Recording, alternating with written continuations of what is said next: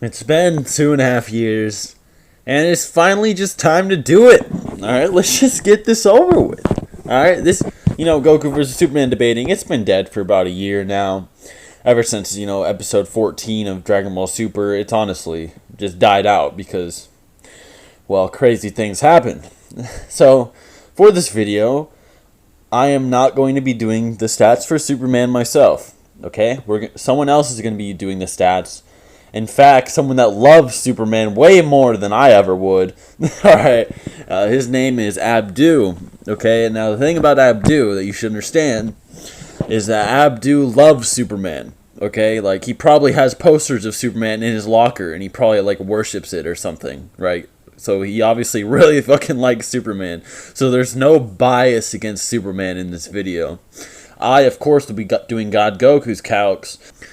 And I have many videos on the matter on my channel if you would just like to see those in more detail, because in this video I can't go into full detail because I have a 15-minute time limit.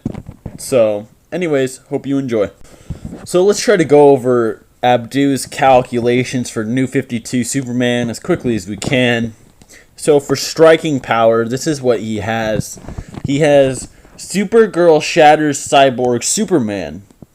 And Cyborg Superman states that he can tank supernovas. Now remember, this is only a statement, but we'll use it anyway. And then, so basically Supergirl is supernova level because she tore apart this guy that can tank supernovas, right? And then Denny Swan one-shot Supergirl. Okay, and by the way, Denny Swan is from a different comic written by a different person. At least I believe so. If I'm wrong, correct me.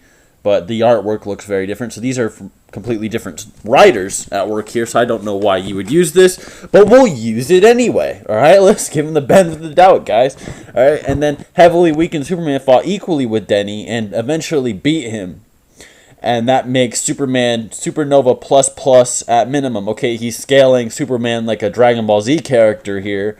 But fuck it. Let's just do that, alright? Let's just scale him like Dragon Ball Z characters. And then he basically gives a link to how it works daily. Pretty accurate website, which basically states supernovas can tear apart solar systems.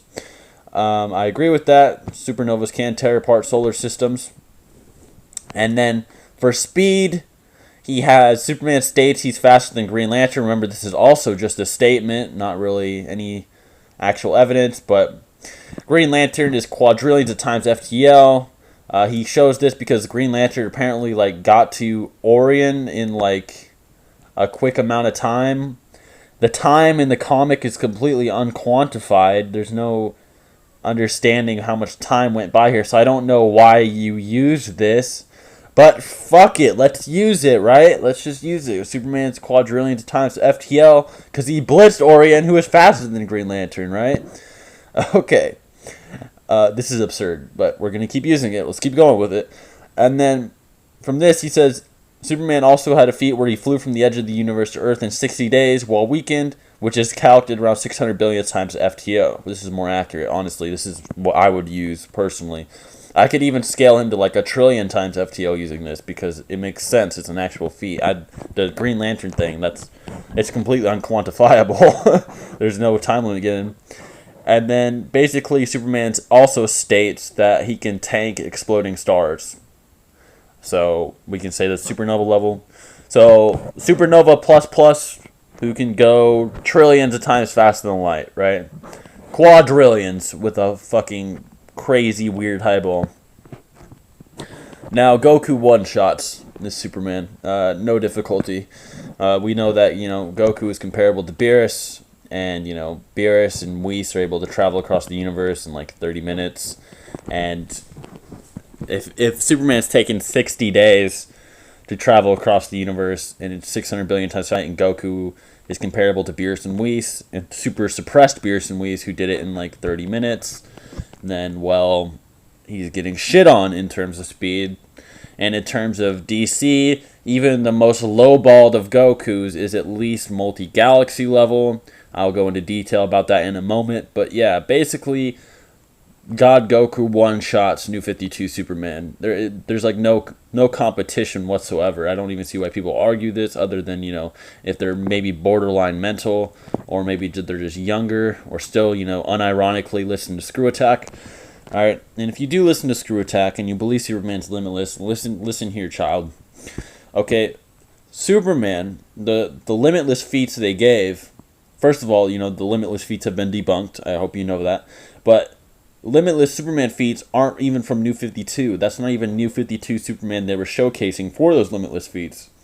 So you can't even use that argument, even if you do unironically wank Superman to limitless. All right, so let's just keep that out of there. God Goku one shots New 52 Superman. No contest.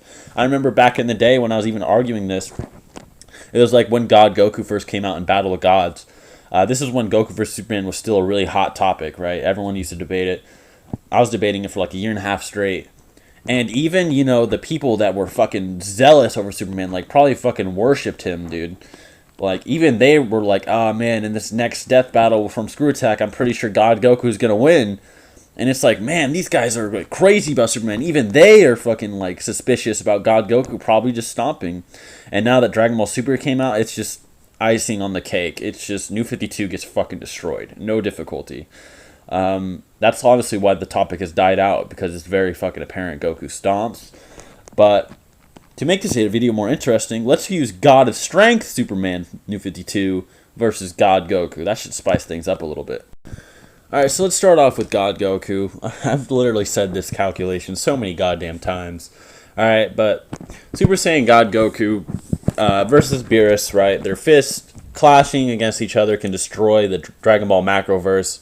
This is stated by literally every god in the entire comic, and by even the narrator himself. Literally, when the narrator states something, it's pretty much always fact. Like, it's an unbiased, what's happening in the story answer to what's going on. And if the narrator says it, it's pretty much fact. Like, you can't really even argue about it, because that's directly what the writers wrote into that you're supposed to be getting here. So, Goku versus Beerus was universal, okay? Now, many people claim, well, Goku's like 1/6 universal because it took Goku and Beerus like 3 punches to destroy the universe. Now, once again, child, you need to listen here. The Dragon Ball universe itself, for one, is pretty much 3 universes in size. Okay, so for one, it's Heaven is confirmed to be as big as the universe in Daizenshu, and then you have the Afterlife, which is basically like as engulfs Heaven. Right, it's probably even bigger than fucking Heaven. And then you have the living world, which is not really shown, but it's depicted underneath the Afterlife and Heaven as its own universe. And before you say 4 galaxies Dragon Ball Z, like, you need to get the fuck off the internet, or you need to get out from under your rock, right? Because there's been more than 4 galaxies for a little bit now. There actually has been since, Dragon Ball Z came out, but nobody would ever listen to, the Dragon Ball fans.